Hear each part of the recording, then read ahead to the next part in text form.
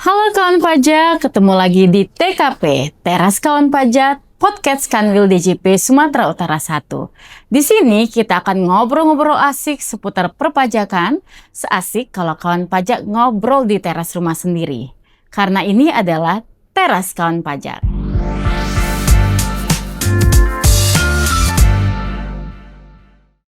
Sebelumnya, saya ingin menyapa kawan pajak yang ada di seluruh Indonesia.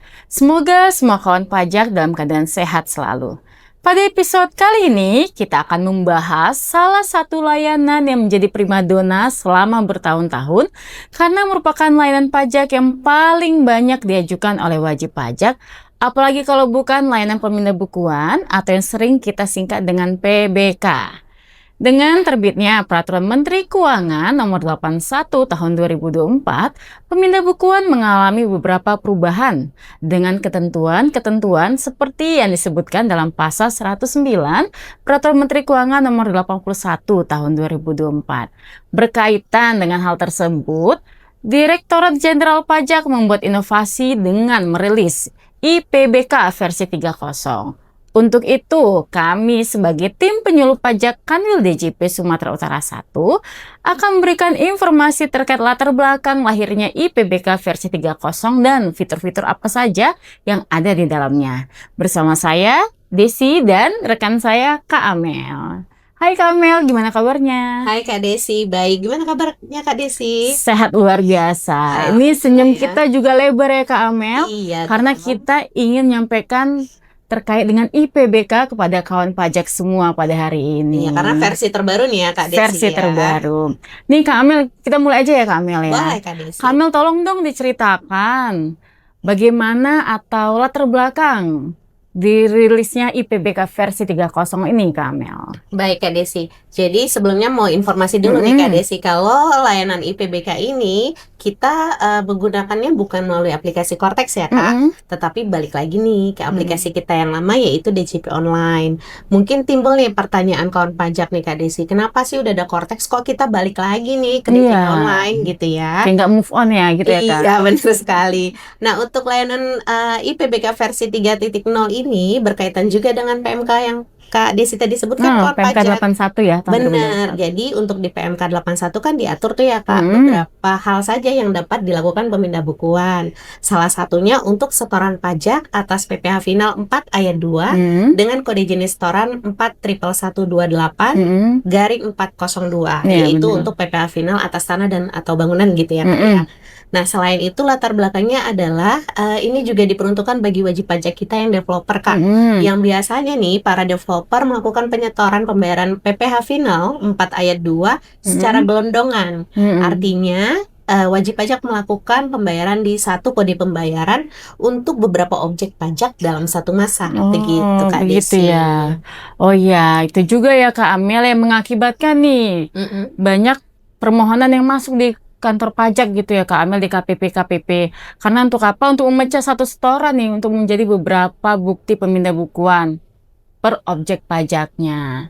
Kenapa harus dipecah? Karena di sistem legacy ataupun di Cortex nih ya kan Kak Amel, untuk satu suket itu hanya untuk satu objek pajak kan Kak Amel? Iya benar sekali Kak. Jadi di layanan IPBK versi 3 ini Kak, untuk perubahan yang dialami adalah untuk memfasilitasi hal-hal yang Kakak sebutkan tadi nih. Sebenarnya untuk memfasilitasi wajib pajak juga petugas pajak kita yang ada di KPP gitu ya Kak. Iya, benar. Nah sebagai informasi juga nih Kak Desi, untuk layanan IPBK ini apa sih terbarunya gitu ya, yaitu dia ada muncul nih namanya layanan fully automatic Kak. Jadi nanti produk pemindah bukuan ini dapat segera diperoleh oleh wajib pajak ketika validasi data permohonan yang dilakukan oleh wajib pajak dan divalidasi oleh sistem dengan hasil yang valid gitu Kak. Gitu. Iya, jadi untuk garis besarnya nih Kak, layanan IPBK ini untuk kode jenis pajak setoran PPh Final atas tanah dan bangunan, dan juga dapat dilakukan untuk pemecahan pembayaran PPh-TB terkait dengan wajib pajak developer kita. Nah, untuk yang karena dia otomatis pasti ada syaratnya ya pasti Kak dong, ya. Kak. Karena kan dia lewat nih penelitian dari kantor pajak gitu ya. Langsung dia kan Kak. Langsung jadi gitu ya Kak. Syaratnya adalah pemecahan pembayaran PPh-TB ini tujuan PBK-nya harus dilakukan atas NPWP yang sama, kode jenis setoran yang sama, masa dan tahun pajak yang sama, tapi bisa ke NOP yang berbeda. Begitu Kak Desi. Walaupun dibilang langsung otomatis, tapi ada syaratnya juga ya kan Kak Desi. Perbedaannya hanya tidak melalui penelitian lagi oleh kita Fiskus gitu ya Kak Amel ya. Benar sekali. Oke Kak Amel nih, berarti untuk layanan billingnya sendiri Kak Amel, pertanyaannya apakah melalui DJP online atau melalui Cortex Kak Amel? Nah, untuk layanan billingnya, karena kita sekarang sudah menggunakan Cortex ya Kak, tetap melalui Cortex Kak Desi. Gitu. Nah, untuk layanan untuk kode billing sendiri ini bisa kita ajukan melalui beberapa channel ya Kak ya. Seperti apa nih Kak Amel? Seperti apa itu? Yaitu yang pertama melalui dari KPP terdekat. Kemudian secara online oleh wajib pajak sendiri melalui Cortex penjual, karena dalam hal ini untuk PPh final tanah dan atau bangunan gitu ya Kak Des. Iya benar. Dan juga yang ketiga itu bisa diajukan secara mandiri oleh penjual atau notaris melalui authorized billing channel kita. Salah satunya yaitu BCA, Bank Mandiri, BRI dan lain-lain. Oh gitu ya Kak Amel. Jadi tetap melalui Cortex ya Kak Amel ya. Oke, kalau gitu artinya permohonan surat keterangan ini, surat keterangan PPh ini atas tanah bangunan dapat dilakukan untuk pembayaran melalui deposit. Benar. Atau KP atau KJS yang Kakak sebutkan di awal tadi ya, 41128-402 atau bukti pemindah bukuan gitu ya Kak Amel. Benar Kak Desi. Nah, tadi kan kita bahas nih billing yang baru dibuat saat ini Kak Amel. Bagaimana kalau misalnya billingnya itu ada 2 Kak Amel? Dari DJP online-nya 1, setelah itu dari Cortex-nya 1, itu gimana Kak Amel? Baik, nah bagi kawan pajak yang pembayarannya ini melalui 2 channel kita ya Kak, dari DJP online dan juga melalui Cortex. Nah nanti atas 2 pembayaran ini dapat diterbitkan untuk 2 suket Kak, di sistem yang berbeda juga tentunya ya, melalui DJP online dan juga Cortex. Nah untuk wajib pajak, apakah harus dua-duanya nih untuk validasi ke BPN-nya? Tidak kawan pajak, cukup salah satu saja Kak Desi. Jadi suketnya boleh untuk validasi ke BPN-nya dengan salah satu nomor suket saja. Namun apabila kawan pajak itu melakukan validasi secara langsung ke kantor pertanahan kita Kak, maka atas 2 suket tersebut itu dapat diserahkan ke petugas di BPN-nya. Dan petugas BPN tetap melakukannya hanya melalui salah satu suket saja untuk validasinya. Seperti itu. Nah tujuannya apa nih kita nyerahin 2 suketnya padahal validasinya boleh salah satu ya Kak ya. Tujuannya itu untuk membuktikan bahwa nilai tanah dan bangunan yang dialihkan itu sudah sesuai, begitu Kak Desi. Agar dianggap nggak ada kurang bayar ya Kak. Benar Kak Desi. Takutnya nanti kita kasih satu, pihak dari pertanahannya bilang loh kok tidak sesuai gitu ya dengan nilai pengalihannya. Yang seharusnya terutang berapa dibayar gitu ya Kak. Benar Kak Desi. Nah sebelum juga saya lupa nih Kak Desi, apa itu Kak Amel? Untuk menjadi perhatian juga, dan ini menjadi kasus yang lumayan banyak nih di kantor-kantor pajak kita Kak. Nah jika kawan pajak itu sudah dapat suket, kemudian dibatalin nih Kak. Nah atas pembayaran PPh final yang sudah dibatalkan suketnya tadi, itu tidak bisa dilakukan pindah buku ya Kak ya. Oh, beda dengan yang sebelumnya ya Kak, sebelum ada PMK 81 ini terbit ya. Iya, jadi untuk saat ini jika kawan pajak sudah dapat suket kemudian dibatalkan, maka pembayaran PPh finalnya tidak dapat dipindah bukukan atau digunakan kembali. Jadi gimana Kak atas yang pajak yang sudah dibayarkan? Pertanyaan kawan pajak pasti seperti itu ya Kak Amel ya. Iya benar sekali. Nah jangan khawatir kawan pajak, atas pembayaran pajaknya tidak akan hilang Kak. Nah ini dapat bisa dimintakan kembali melalui proses yang namanya pengembalian pajak yang seharusnya tidak terutang. Jadi nanti setelah proses pengembalian ini selesai, wajib pajak itu silahkan melakukan penyetoran PPh final kembali sebelum mengajukan SKED atas PPh-TB-nya. Seperti itu. Atau kalau misalnya nih Kak Amel, kawan pajak ingin segera surat keterangannya itu terbit, kawan pajak bisa menyetorkan dulu sambil menunggu proses pengembalian pajak yang seharusnya terutang itu selesai gitu ya Kak Amel. Benar sekali. Baik. Oke Kak Amel, tadi kan kita sudah bahas nih terkait IPBK 30. Apa dan bagaimana pembaruan layanannya gitu kan Kak Amel? Iya. Nah pasti kawan pajak nih bertanya nih Kak Amel, di mana sih Kak layanan IPBK-nya itu ada gitu? Oke, tadi kan udah sempat kita sebut di awal ya Kak Desi, bahwasannya untuk layanan IPBK versi 3.0 ini dapat diakses di djponline.pajak.go.id.